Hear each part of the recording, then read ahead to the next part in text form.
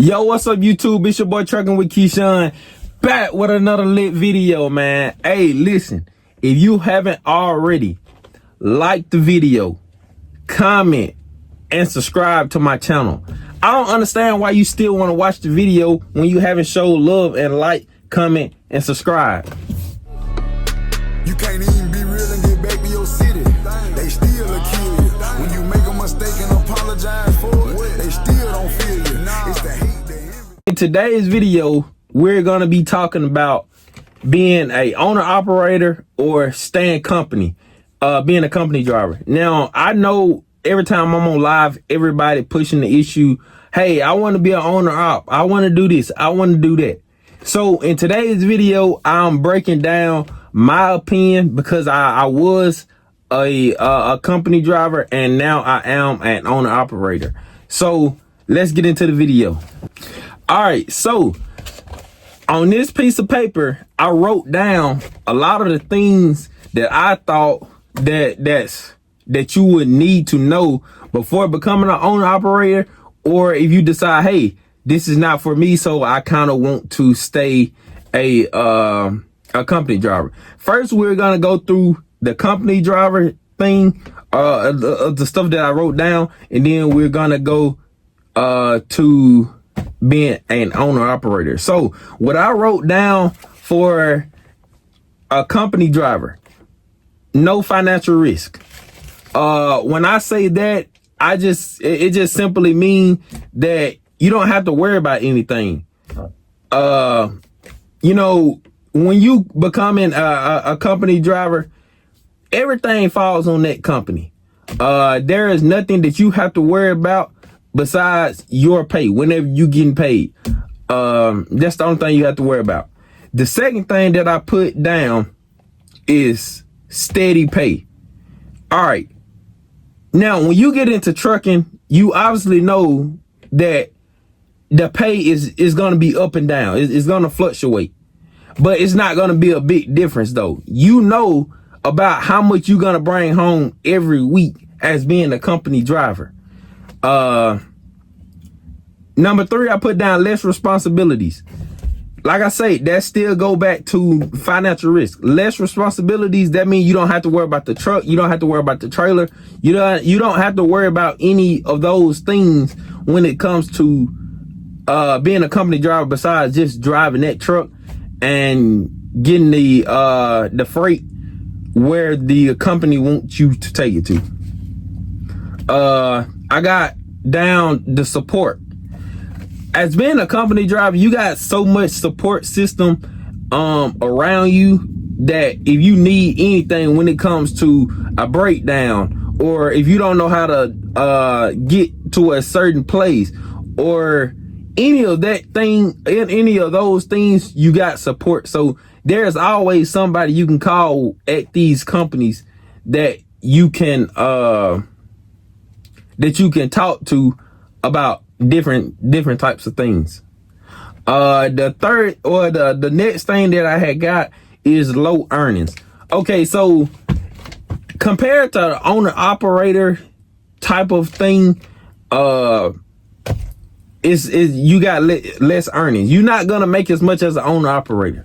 Now I know a lot of times when people say, oh well, it's not the right time to be an owner operator, but we're gonna get to that later on.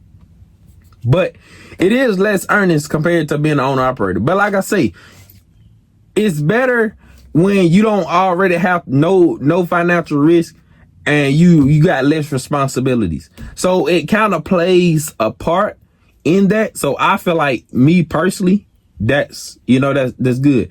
Limited equipment. So pretty much you're gonna be driving in anything that they have already. Now I know sometimes some people don't like Freightliners, or some people don't like Max, or some people don't like Internationals. But a lot of those times, those companies have those trucks. So that's pretty much what you have to settle for. Depending on dispatch. I think that's one of the things. When I say depending on dispatch, that's like you looking towards them to, for any questions that you have. Now, and the last thing is no ownership. So it doesn't matter. You won't ever own that truck. But I forgot to mention in the thing, as I'm gonna go through once again that I had wrote down. So the pros of being with a company is no financial risk. You got steady pay, less responsibilities. You got a predictable schedule. I meant to say, for that just shows that, hey, you're gonna get home whenever they say that you're gonna get home. You don't have to worry about no type of home time or anything like that. So, then I got training support as the pro. Now the cons for a company driver: low earnings, less freedom, which you're not gonna get much freedom when it comes to a company being with a company anyway, because you got to worry about certain things to do and to do the do's and don'ts, because it easily can get you fired. Limited equipment choices depending on dispatch and no ownership. That's what I got down for company side.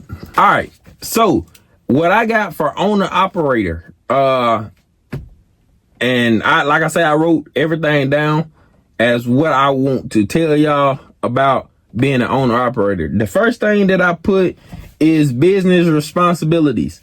When I say that, that's just talking about like your insurance and stuff like that. That's one of those things. I'm not saying that's everything, but it's one of those things that you got to worry about your insurance. You have to pay insurance because obviously you can't operate a vehicle, 18-wheeler without insurance. And your business setup. When it comes to it, you're gonna spend money when you become an owner operator. There's no ins and out about it. Majority of the time, everything that you do is gonna come down to the money. So if you don't already want to spend your money, that's rule number one of not getting into it. I wouldn't get into it if you already don't want to spend your money on certain things. I do want to say too, being an owner operator, I would say whenever you're pretty much comfortable, but I got into being an owner operator after 2 years of being in the game. Everybody want to get into being an owner operator like as soon as they get started, just because they see everybody else doing it, or they want to get into it because, oh, you make this, you make that, when the whole time it's really not about the money. Because like I say, even if you make that money, you have to understand that you got to pay in taxes. Everybody don't talk about the taxes and all that type of stuff because it's not cheap. So I did want to throw that in there as well. The second thing that I put, financial management.